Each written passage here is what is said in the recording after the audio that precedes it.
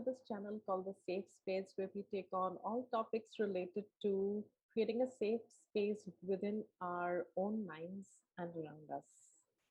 And today I thought I'd take on a topic which, on the face of it, doesn't seem directly related to creating a safe space.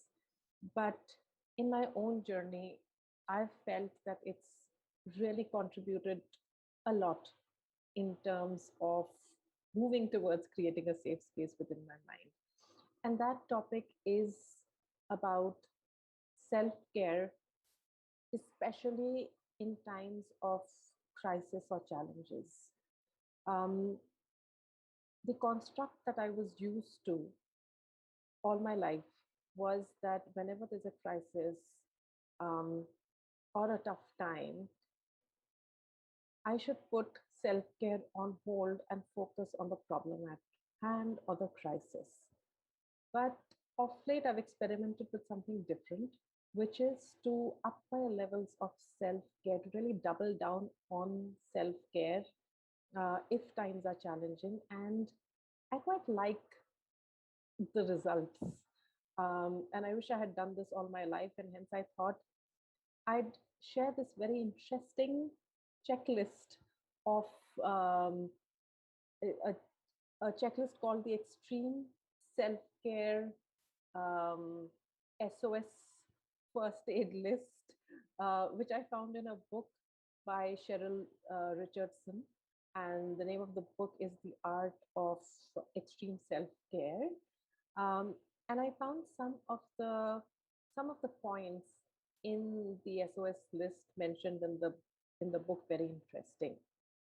So I'm going to pick up a few and share those with you um, in light of the fact that really focusing on these points um, and amping up their levels to take care of ourselves through tough times is really, really helpful, definitely worth a try. So here's the list. The first, the first point in this list is, who can I turn to for support when I'm afraid? Who comforts me and makes me feel safe and allows me to have my feelings? And I think writing the answer to it is so helpful to really understand who forms that inner circle of our support system, um, who really offers us the safe space to explore the challenges that we are facing um, rather than giving advice.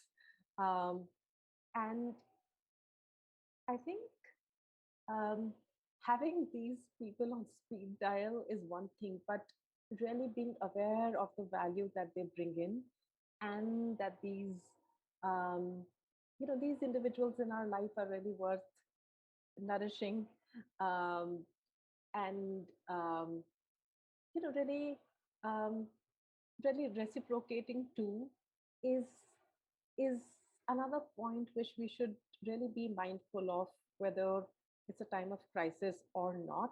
But yes, so knowing who to reach out to.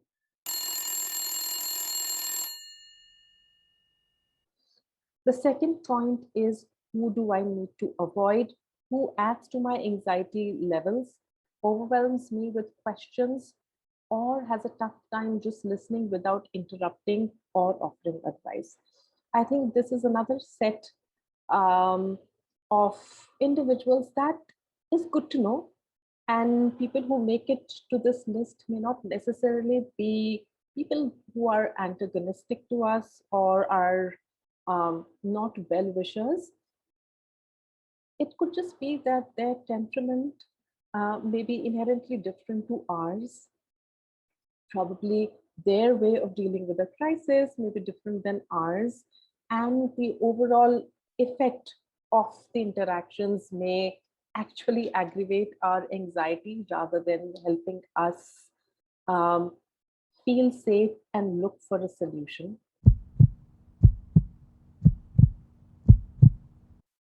The third point that I really liked was, what does my body need to feel nurtured, strong, and healthy?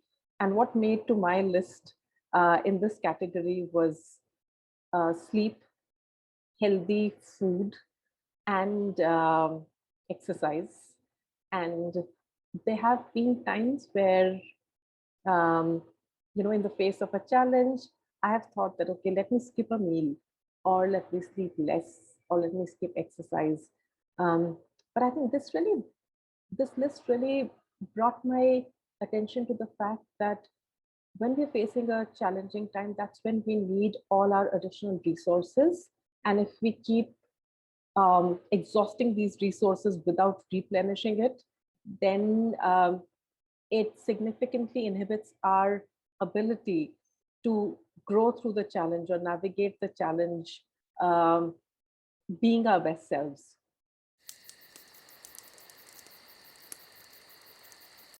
The fourth point is, what responsibilities or commitments do I need to let go of to clear some space so that I'm able to feel my feelings and do what is necessary to honor my needs. I think this is another big one, because very often we don't consider letting go of certain commitments that we may need to revisit so that we can take care of ourselves and honor our own needs. And I think applying this has made a big difference in my life. And not only in my life, I think it also brought to light the fact that sometimes this is the best thing to do, to honor those who we are committed to, so that um, we can get back to them when we are in a position to honor the commitment wholeheartedly, or at least be honest with them so that they can um, they can look for other options. This could be things which are as small as, you know taking out time to talk to a friend where we may not be fully feeling that we'll be able to listen with attention, or it could be work commitments that we feel we may not be in a position to deliver. Um, could be due to physical conditions, could be due to what's going on in our mind, or various other reasons. But really considering the fact that, is this the right time? And what is it that I can, um, you know, take away from my space so that I can really be my best self through this phase.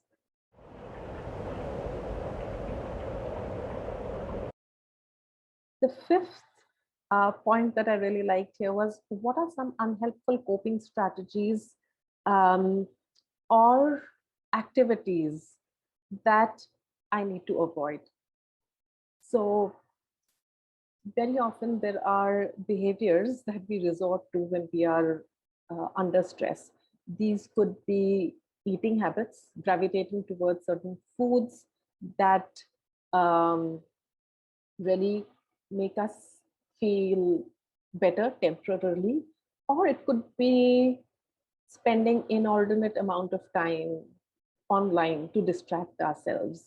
I think being aware of um, our strategies to really come face to face with a challenge and understand whether they are constructive and healthy for us, or not, really helps us um, grow through the challenge and see what is it that we can do that's more constructive this time while facing a challenge, that not only helps us cope with the challenge but also helps us grow. So